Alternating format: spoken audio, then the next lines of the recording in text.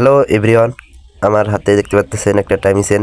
তো আপনাদেরকে দেখাবো এই টাইমিং চেন নষ্ট হয়ে গেলে কী ক্ষতি হয়, এবং টাইমিং চেন নষ্ট হয়ে গেলে সাউন্ডটা খারাপ হয়ে যায় এবং তার সাথে আরও কিছু জিনিস নষ্ট হয়ে যায়। তো আমি আপনাদেরকে এটাই দেখাবো।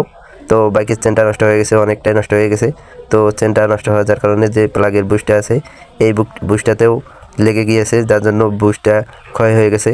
ক্ষয় হয়ে যাওয়ার কারণে বুশটাতে মোবিল উঠছিল এবং প্লাগটা ভিজে যায়, যাওয়ার কারণে প্লাগ জাম হয়ে যায়। তো আমাদেরকে যারা করণীয় হচ্ছে যে আমরা বাইকের টাইমিং চেন নষ্ট হয়ে গেলে অতি দ্রুত টাইমিং চেন চেঞ্জ করে দিব, তাহলে বাইকটি ভালো থাকবে এবং সাউন্ড ঠিক হবে।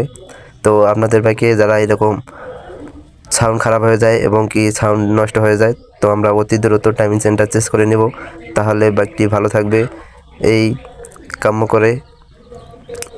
তো আপনারা যারা এরকম ভিডিও চান অবশ্যই লাইক কমেন্ট করে দিবেন।